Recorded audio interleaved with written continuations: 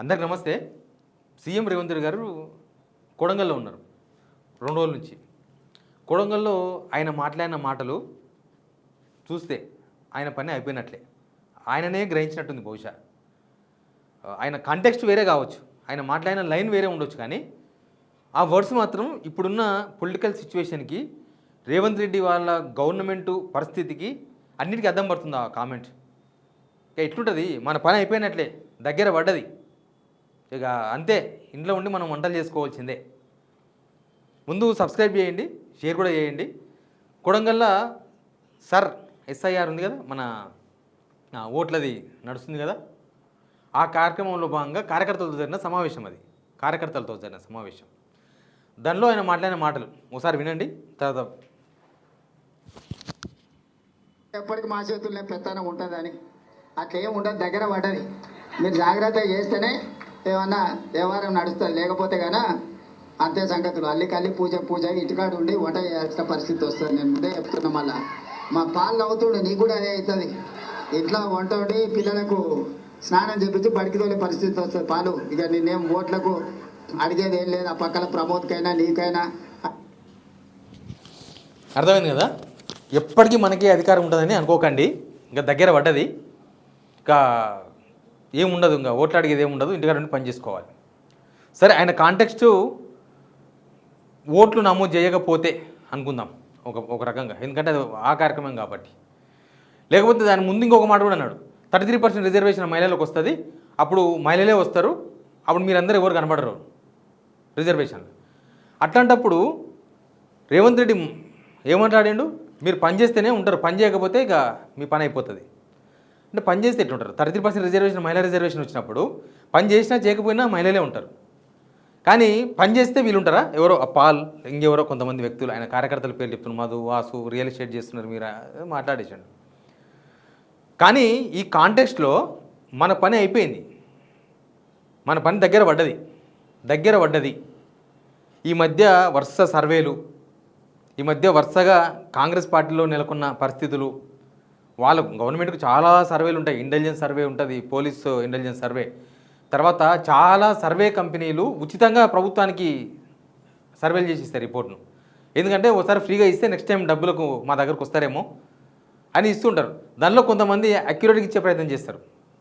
అక్యురేట్గా ఇచ్చి కొంత TV channels కూడా సర్వేలు చేసి ఇస్తున్నారు రిపోర్ట్కు. టీవీ ఛానల్స్, నేను టీవీ ఛానల్స్ పేరు చెప్పాను, కానీ కొన్ని ఆంధ్ర మేనేజ్మెంట్ టీవీ ఛానల్స్ సర్వేలు చేసి ఈ మధ్యకాలంలో రిపోర్ట్లు ఇచ్చినాయి సీఎం రేవంత్ రెడ్డికి. వాళ్ళు మొత్తం డబ్బులు ఖర్చు పెట్టి చేయించారు. ఒక ముఖ్యమంత్రి కోసం ఖర్చు పెట్టి సర్వే రిపోర్ట్ ఇచ్చారంటే అర్థం చేసుకోవాలి వాళ్ళకు వీళ్ళకి ఏంది లింక్ అనేది. బహుశా అవన్నీ చూసినప్పటి నుంచి రేవంత్ రెడ్డి ఫ్రస్ట్రేట్ అవుతున్నాడు. అవన్నీ చూసినప్పటి నుంచే రేవంత్ రెడ్డి మరీ దిగజారి మాట్లాడుతున్నాడు. యాక్చువల్గా ఆయన 1 year బ్యాక్ అమెరికా పోయి లీడర్ ప్రోగ్రామ్ అని ఒక 10 కోట్ల రూపాయలు ఖర్చు పెట్టి ఒక 6 రోజులు 10 రోజులు ట్రైనింగ్ అయ్యి వచ్చిండు. ట్రైనింగ్ అయ్యి వచ్చిండు, కానీ ఆ ప్రభావం అది రియాక్షన్ అయినట్టుంది. ఇప్పుడు రియాక్షన్ అంటే జ్వరం గోలు వేసుకుంటే తక్కువైతే జ్వరం తక్కువైనట్టు, రియాక్షన్ అయితే జ్వరం కన్నా పెద్ద రోగం వస్తుంది. అప్పుడు సేమ్ ఇది కూడా లీడర్ ప్రోగ్రామ్ చేసి లీడర్ అని అక్కడ పోయి ఒక ట్రైనింగ్ తీసుకొని వచ్చిన తర్వాత ఇప్పుడు మొత్తం రియాక్షన్ అయిపోయింది. 1 సంవత్సరం పట్టింది రియాక్షన్. కానీ నిన్నమన్న అడగోలుగా మాట్లాడుతుంది కదా, అసలు సంబంధం లేకుండా ఒక ముఖ్యమంత్రి ఇట్లా మాట్లాడతాడా, జాతర గురించి మాట్లాడతాడా, కులాల గురించి మాట్లాడతాడా, మతాల గురించి మాట్లాడతాడా అని మాట్లాడుతున్నాం. మనం అంతా వింటనే ఉన్నాం. పరిపాలన పూర్తిగా గాలికి వదిలేసిండ్రు, అది కూడా మనకు అనిపిస్తుంది. ఈ సర్వేలు చూసి, ఈ సర్వేలు ఎవరైనా సరే గవర్నమెంట్లో ఉన్న వాళ్ళు సర్వే రిపోర్ట్లు బ్యాడ్గా వచ్చినప్పుడు మనం ఎక్కడ సరిదిద్దుకోవాలి గవర్నమెంట్ అని ప్రయత్నం చేస్తారు. కానీ రేవంత్ రెడ్డి ఏం చేస్తుండు, ఆ పరిపాలన పక్కన పడేసి ఇప్పుడు పక్కన పడేసి రాజకీయాలను ఎట్లా చేయాలి, సర్వే రిపోర్ట్ మనం బ్యాడ్ వచ్చింది కదా, దీంతో అవతల మీద పెండ ఎట్లా వేయాలి, అవతల మీద బూడిద ఎట్లా వేయాలి, అవతల ఇంకా డ్యామేజ్ ఎట్లా చేయాలి. ఇప్పుడు ఎవ్వరు డ్యామేజ్ గారు, రేవంత్ రెడ్డి గారే డ్యామేజ్ అవుతారు. ప్రతిపక్షంలో ఉన్న వాళ్ళకు ఏం కాదు, వాళ్ళు ఆల్రెడీ చెడిపోయి అంతా అయ్యి వాళ్ళ గవర్నమెంట్ పోయి ప్రతిపక్షాలంతా నెక్స్ట్ గవర్నమెంట్ కోసం ఎదురు చూస్తుంటారు. అద్దాల మెడలో కూర్చున్నాడు చౌరస్తాను మీద రాలేసింది అనుకో, ఒక్క రాయి చాలు, ఆ కిందోడు ఏం చేస్తాడు, అద్దాల బిల్డింగ్ కూలగొడతాడు. అందుకే ఒక రాయి కూడా ఏది కిందోళ్ళ మీద, అద్దాల బిల్డింగ్లో ఉన్నప్పుడు చూడాలి అంతే. కానీ ఈయననే రాళ్ళేస్తున్నాడు, అవతల లూకుంటారా 10 రాళ్ళు వేస్తారు, కూలగొడతారు, సింపుల్, అంతకుమించి ఏం కాదు. ఇంకా ఆయన మాట్లాడిన మాటలు ఇంకా ఉన్నాయి. రోజుకు 18 గంటలు పనిచేసిన నాకు సమయం సరిపోతలేదు. రాష్ట్ర స్థాయి కార్యక్రమాలల్లో నేను నిత్యం లీనమైనప్పుడు కొడంగల్లో దొంగ దెబ్బతీయాలని కుట్ర చేస్తే మీరందరూ అప్రమత్తంగా ఉండి కొడంగల్లో కుట్రలు చేసేటోళ్ళని బొంద పెట్టాల్సిన బాధ్యత మీ మీద ఉన్నదా లేదా అని చెప్పి నేను అడగదలుచుకున్నా. ఎట్లయినా కొడంగల్లో దెబ్బతీయాలి.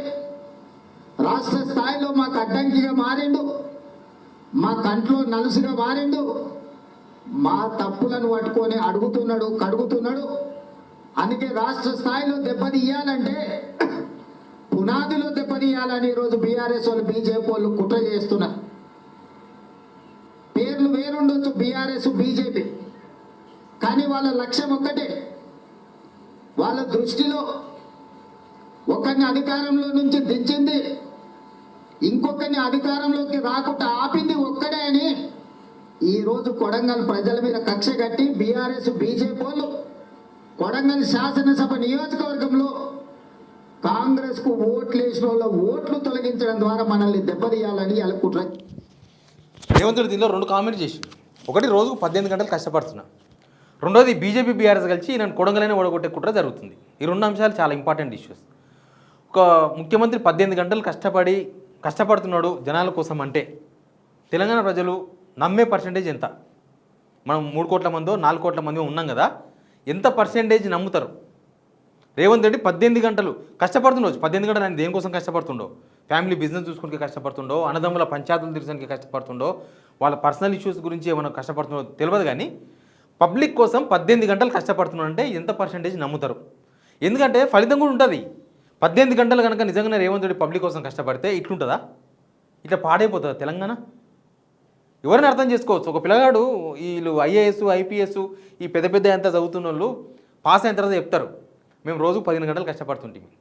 అక్కడ రిజల్ట్ కనపడుతుంది. ఆ పిల్లగాడు ఫస్ట్ ర్యాంకో, సెకండ్ ర్యాంకో, 10th ర్యాంకో, ఒక మంచి పోస్ట్ వస్తుంది. మరి ఈయన 18 గంటలు కష్టపడితే ఇది ఎగ్జామ్ కూడా లేదు, ప్రతిరోజు ఎందుకు ఫెయిల్ అవుతాడు? ప్రతి గంట ఫెయిల్ అవుతాడు, ప్రతి నిమిషం ఫెయిల్ అవుతాడు. ఎందుకు జనానికి మీ గవర్నమెంట్ ఫలాలు అంతలేవు? ఎందుకు మీ గవర్నమెంట్ మీద జనాలు అసంతృప్తిగా ఉన్నారు? ఈయన 18 గంటలు అన్నాడు. మల్లురావు అయితే నేను 2 గంటలు ఎక్కువ అయిపోవాలని చెప్పి 20 గంటలు అన్నాడు. 18 గంటలు అంటే మోడీ అసలు నిద్రైన ఓడని ఎవరు అంటారు. ప్రధాని మోడీ అసలు నిద్రైన ఓడంట. ఈయన 18 గంటలే నిద్రపోతున్నట. 18 గంటలు నిద్రపోతలేడంట. అంటే మిగతా 6 గంటలనే అన్నీ అవుతున్నాయి అనమాట. మిగతా అన్నీ అవుతున్నాయంటే నాకు తెలిసి నిద్ర 3-4 గంటలకు మించి ఎక్కువ ఓడు. 3-4 అవర్స్ కానీ ఎక్కువ నిద్రపోయే అవకాశం ఉండదు. ఇక బీజేపీ బీఆర్ఎస్ 2 ఒకటే కలిసి దొంగ దెబ్బ తీస్తున్నాయి.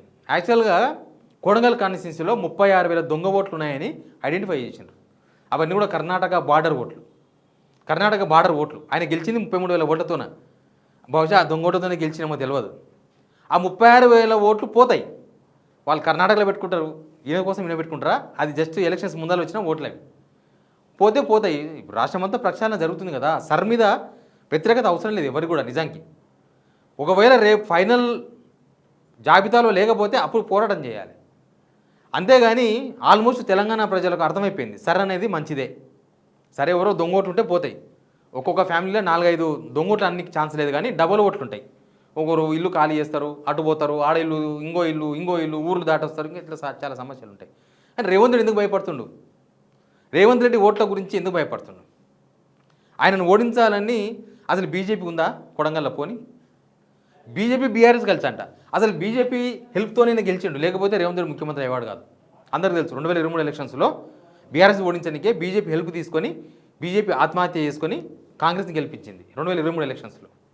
ఆ తర్వాత కూడా బీజేపీ సహకారం అందుతూనే ఉంది. ఎవ్రీ టైం బీజేపీ సహకారంతోనే ఆయన ముఖ్యమంత్రిగా కొనసాగుతుంది. ఇప్పుడు కూడా ఉన్నాడు అంటే బీజేపీ సహకారంతోనే ఉన్నాడు. ఆయన ఇన్ని ప్రజా వ్యతిరేక కార్యక్రమాలు చేస్తున్నాడు అంటే దానికి కారణం బీజేపీ సహకారమే. ఇంకా కొడంగల్లో ఓడించడానికే బీజేపీ బీఆర్ఎస్ ఒకటి కావాల్సిన అవసరం ఉందా? దొంగోళ్ళు పోతే ఆటోమేటిక్గా జరుగుతుంది కార్యం. ఎనీవే ఆయన వాస్తవం గ్రహించడం చూడు, మన పని అయిపోయింది, ఇంకా నిత్యం మనతో గవర్నమెంట్ ఉండదు. That is correct. తెలంగాణ ప్రజలు అనుకుంటున్న మాట ఇది. Please subscribe.